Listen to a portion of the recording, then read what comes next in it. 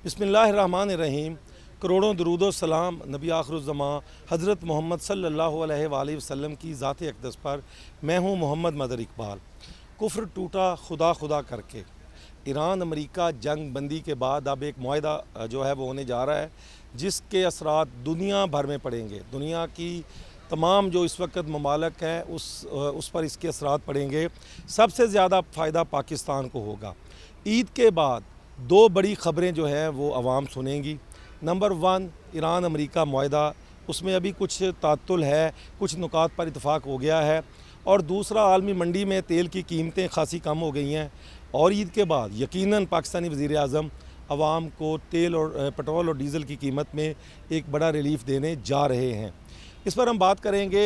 इस वक्त अमेरिका और ईरान के दरमियान एक मुआहदे के जो नुकात हैं वो फ़ाइनल हो गए हैं।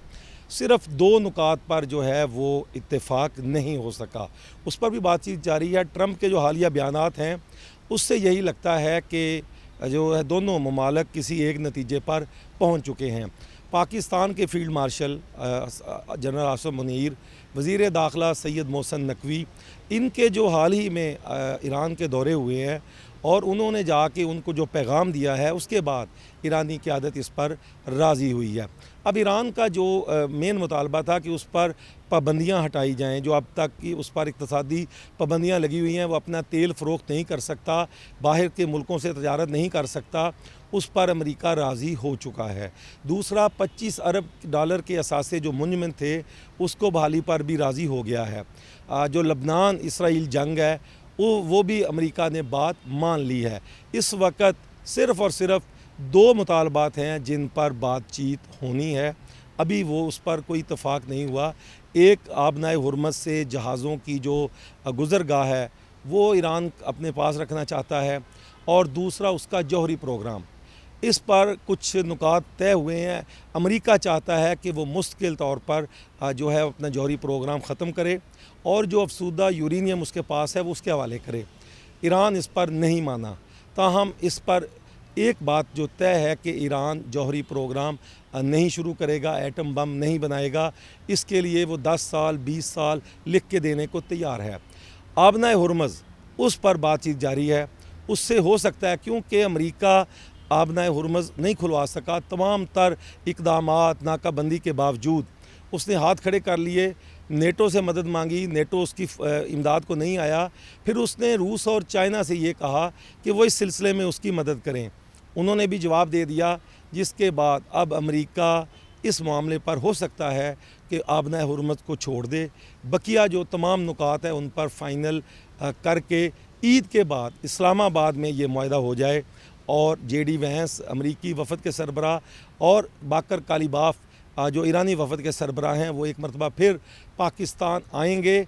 और ये यहाँ पर, और हो सकता है ये भी चांस है कि सदर ट्रंप पाकिस्तान आए, इसी बहाने वो पाकिस्तान का दौरा भी करें, पाकिस्तान को देखें और यहाँ पर अपनी मौजूदगी में वो मुआहदा करवाएं, ताकि और वो दुनिया को ये बताएं कि इस ईरान का जो ख़तरा था पूरे ख़ित्ते में एटम बम बनाने का, और इसके अलावा दीगर पड़ोसी ममालिक को जो ख़तरात थे उससे आज मैंने निजात दिला दी है। अब ईरान एक जो हवा था वो ख़त्म हो चुका है। दूसरी तरफ ईरान इसको अपनी जीत करार देगा, क्योंकि उनका ये कहना था कि उसने 40 दिन तक अकेले ने अमेरिका के आगे झुकने से इनकार किया और अपनी मर्ज़ी का मुआहदा करवाया, और यकीनन ईरान में एक जश्न होगा। ताहम ईद के बाद आने वाले दिन पाकिस्तान के लिए अच्छे हैं, क्योंकि पाकिस्तान ने सालिस का किरदार अदा किया। पाकिस्तान की मौजूदगी में ये मुज़ाकरात का पहला राउंड हुआ।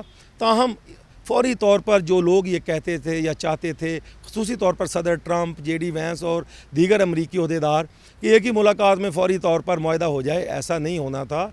मैंने पहले भी कई मरतबा कहा था कि आहिस्ता आहिस्ता कई नुकात ऐसे हैं जिन पर इत्तेफाक नहीं होगा, उस पर फिर अगला राउंड। ताहम अब बात तकरीबन 75% मुआहदा हो चुका है, सिर्फ 25% रह चुका है जो ईद के बाद मुमकिन है। और इस ख़बर के साथ ही दुनिया भर में तेल की कीमतें $100 से भी नीचे आ गई हैं। जो अपना West Texas international WTI crude oil है वो आज 91 से $92 फ़ी बैरल ट्रेड कर रहा है। तो जब पाकिस्तान में 184 रुपये फ़ी लीटर तेल की कीमतें बढ़ाई गई थी।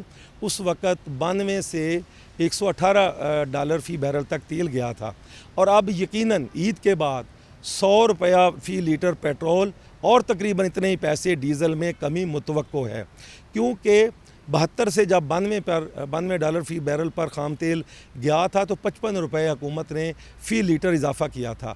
उसके बाद जब ये 118 से 122 डॉलर तक ये ख़ाम तेल ने ट्रेड किया तो पाकिस्तानी हुकूमत के हाथ पांव फूल गए। उन्होंने कहा जी पता नहीं कहाँ तक जाना है, और उन्होंने 184 रुपये और 415 रुपये लीटर तेल पहुँच गया था, पेट्रोल भी और डीज़ल भी 400 से ऊपर। अब भी इस वक्त 406-7 पे ट्रेड कर रहा है। ईद के बाद जो जुमा आएगा, पाकिस्तानी हुकूमत जो ओगरा है वो वज़ीर आज़म की मंजूरी के बाद तकरीबन 100 रुपये तक इसमें कमी मुतवक्को है। पाकिस्तानी कौम के लिए ये दो बड़ी ख़बरें हैं, अच्छी ख़बरें, जो इन पर ईद के बाद आवाम को मिलेंगी। उसमें अमेरिका ईरान मुआहदा और पाकिस्तान में तेल की कीमतों में कमी, और यकीनन इसके मुल्की मईशत पर अच्छे असरात मरतब होंगे। जो ट्रांसपोर्टेशन अखराजात हैं वो कम होंगे और बढ़ती हुई महंगाई को रोकने में मदद मिलेगी। इसी के साथ मोहम्मद मज़हर इकबाल को इजाज़त दीजिए। अल्लाह हाफ़िज़।